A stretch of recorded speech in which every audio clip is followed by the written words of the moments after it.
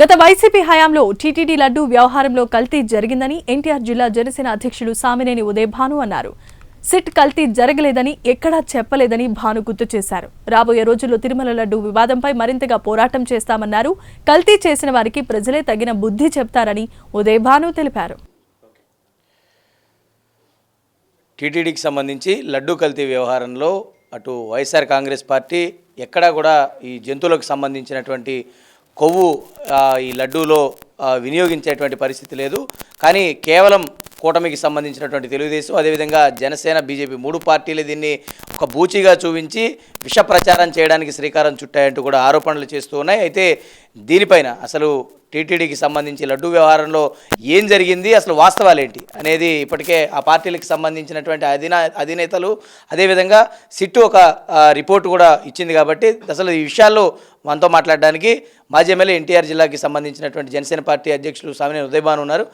Sir చెప్పండి, అంటే YSR Congress party మాత్రం ఇందులో ఎలాంటి జంతువులకు సంబంధించినటువంటి కొవ్వు అదేవిధంగా రసాయనాలు లేవంటూ కూడా చెప్తుంది. ఏంటి అసలు ప్రధానంగా మీరు కూడా మొన్న ఒక తీర్మానం కూడా చేశారు మీ పార్టీ తరఫున, ఏం చెప్తారు ప్రధానంగా? పవిత్రమైన తిరుపతి లడ్డు దేశ విదేశాల్లో కూడా తిరుపతి లడ్డు కావాలని చెప్పి ఇతర దేశస్తులు కూడా ప్రత్యేక తిరుపతి దర్శనం చేసుకొని ఆ లడ్డూకి అంత పవిత్రత ఉంది. అటువంటి పవిత్రమైన లడ్డూని అపవిత్రం చేశారు గత ప్రభుత్వంలో. నిజంగా గత ప్రభుత్వంలో 2019 నుంచి 24 వరకు ఉన్న గత ప్రభుత్వంలో తిరుపతి లడ్డు తయారీలో ఒకప్పుడు కర్ణాటక డైరీకి కిలో 435 రూపాయలకి కిలో సరఫరా చేసేవాళ్ళు కర్ణాటక డైరీ. అది యాక్చువల్గా డైరీ ఫామ్ ఉంది వాళ్ళకి, ఆవు నెయ్యి, స్వచ్ఛమైన ఆవు నెయ్యితో సప్లై చేసేవాళ్ళు. అయితే 2020లో కర్ణాటక డైరీ నుండి స్వచ్ఛమైన నెయ్యిని తీసివేసి బోలేబాబా అనే ఒక బూటకపు డైరీని, అసలు ఆవులు లేవు, డైరీ లేదు, పాలు లేవు, వెన్న లేదు, ఏది లేదు, అటువంటి బూటకపు డైరీని ఒక సృష్టించి కేవలం కిలో 235 రూపాయలకే 450 రూపాయలు అమ్మే కిలో మంచి స్వచ్ఛమైన నెయ్యిని తీసివేసి 235 రూపాయలకే రసాయనపు నెయ్యిని, అది యాక్చువల్గా 235 రూపాయలకి ఎక్కడా నెయ్యి దొరకదు, అది రసాయనాలతో చేసిన నెయ్యి. అటువంటి నెయ్యిని పవిత్రమైన లడ్డూలో కలిపి మరి వాళ్ళు కిక్ బ్యాక్స్ తీసుకొని ఆ బోలేబాబా కంపెనీ నుంచి తీసుకొని కోట్లాది రూపాయలు, సుమారుగా 20 కోట్ల లడ్డూని తయారు చేశారు. 20 కోట్ల లడ్డూలు. మరి అటువంటి లడ్డూని, మరి బూటకపు లడ్డూని ఇలాగా అనవసరంగా మరి ఎంతో పవిత్రమైన లడ్డూని మరి కల్తీ లడ్డూని తయారు చేసి మరి వారి జేబుల్లోకి కిక్ బ్యాక్ల ద్వారా నింపుకున్న పరిస్థితి ఇవాళ చూసాం. సిట్ నివేదిక స్పష్టంగా చెప్పింది. సిట్ నివేదికలో ఇది కల్తీ లడ్డూయే, కల్తీలో రసాయనాలతో కూడిన నెయ్యి అని చెప్పి స్పష్టంగా చెప్పారు. అందులో జంతువు కొవ్వు కూడా ఉంది. జంతువు కొవ్వు ఎలా ఉందంటే మోనోగ్లిజరైట్ అనే ఒక దాన్ని అది లడ్డూలో కలుపుతారు. మోనోగ్లిజరైట్ రసాయన పదార్థం కలుపుతారు.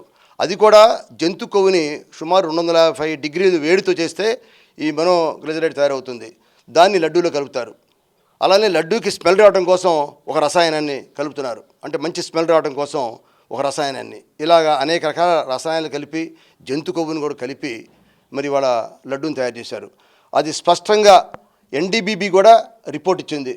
ఎన్డీబీబీలో కూడా స్పష్టంగా రిపోర్ట్ ఇచ్చారు.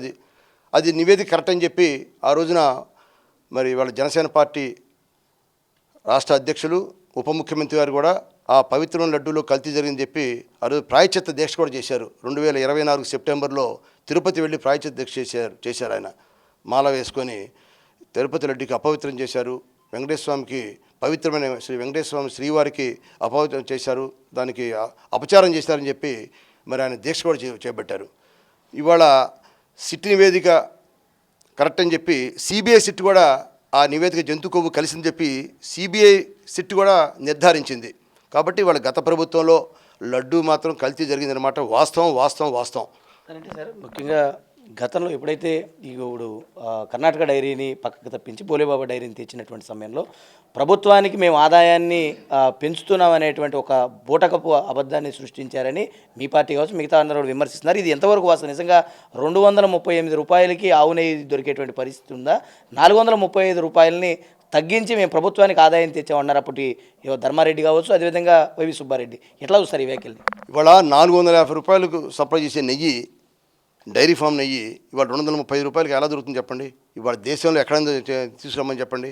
మరి అటువంటిది ఆ రోజున్న తిరుపతి మరి కమిటీ, ప్రత్యేక టీటీడీ కమిటీ కూడా మరి ఆ రోజు కేవలం ఆ రోజున ఈఓ కూడా ధర్మారెడ్డి గారు కూడా దానికి మేము ఆదాయం తీసుకొచ్చాము మరి తిరుమల తిరుపతి దేవస్థానానికి అసలు ఆదాయం తీసుకురాక్కల.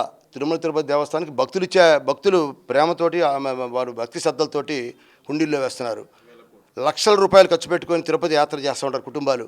వేల రూపాయలతో నడిచి వెళ్తారు తిరుపతికి. అటువంటి దానికి ఆదాయం అక్కర్లా, శ్రీవారికి ఆదాయం అక్కర్లా, శ్రీవారి సృష్టించుకుంటారు ఆదాయాన్ని. మరి అటువంటి పవిత్ర దేవాలయానికి ఇవాళ ఆ పవిత్రతను కోల్పోవడం కోసం గత ప్రభుత్వంలో చేసిన లడ్డూవే ఇవాళ తీరని మచ్చ అయిపోయింది. ఇవాళ దేశ విదేశాల్లో కూడా ఈ తిరుపతి లడ్డు మీద ఒక మచ్చలాగా ఏర్పడింది.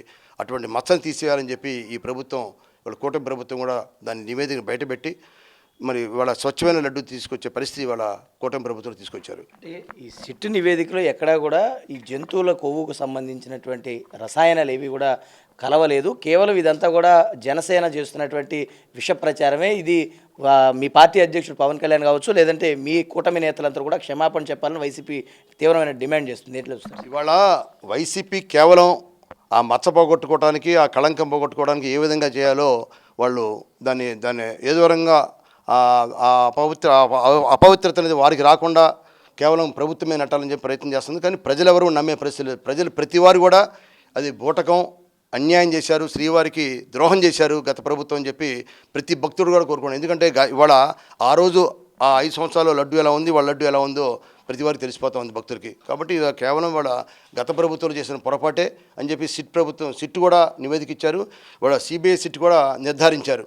కాబట్టి ఇవాళ వైసీపీ కేవలం దాన్ని తప్పించుకోవడం కోసం ఇవాళ బురదజల్లే కార్యక్రమే తప్ప ఇది కేవలం పూర్తిగా కూటమి ప్రభుత్వం చేసింది మాత్రం నివేదిక కరెక్ట్గా చేశారు.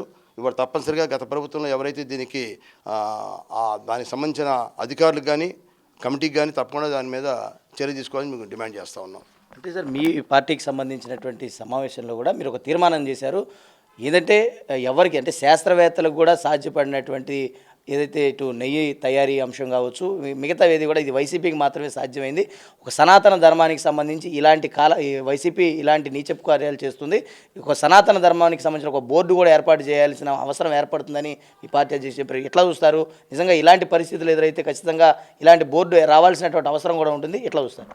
ఇవాళ సనాతన ధర్మం అనేది నిజంగా పవన్ కళ్యాణ్ గారు ఆ సనాతన ధర్మానికి అర్థం తీసుకొచ్చారు ఈ కూటమి ప్రభుత్వంలో. గత ప్రభుత్వంలో సనాతన ధర్మం అంటే వాళ్ళకి ఏమాత్రం విలువ లేదు, వాళ్ళకి గౌరవం కూడా లేదు. సనాతన ధర్మం పట్ల వాళ్ళకి ఆసక్తే లేదు వారికి. కాబట్టి వాళ్ళ సనాతన ధర్మం గురించి మాట్లాడే అర్హత గత ప్రభుత్వానికి లేదని చెప్పి నేను స్పష్టంగా తెలియజేస్తున్నాను. మీ పార్టీ ఈ లడ్డు వ్యవహారం మీద ఎలాంటి స్టాండ్ తీసుకుపోతుంది? ఎట్లా దీన్ని ముందుకు తీసుకెళ్ళిపోతారు? తప్పనిసరిగా సిట్ నివేదిక ఇచ్చారు. సిట్ నివేదికలో కరెక్ట్గా గత ప్రభుత్వంలో లడ్డూ తయారీలో లోపాలు జరిగినాయి, దానికి బాధ్యులు గత ప్రభుత్వం అని చెప్పి నేను డిమాండ్ చేస్తాను. ఇది మొత్తానికి ఏదైతే లడ్డు పూర్తి స్థాయిలో గత వైసీపీ హయాంలో కల్తీ జరిగింది. ఖచ్చితంగా దీని మీద పోరాటం చేయడంలో జనసేన పార్టీ ఎక్కడ కూడా వెనక్కి తగ్గేది లేదంటూ కూడా ఎన్టీఆర్ జిల్లా జనసేన పార్టీ సామినేని ఉదయభాను చెప్తున్న పరిస్థితి. ఇక్కడ ఉన్నటువంటి తాజా పరిస్థితి కెమెరా పర్సన్ రామకృష్ణతో రాజ్ కుమార్, ప్రైమ్9 న్యూస్, విజయవాడ నుంచి.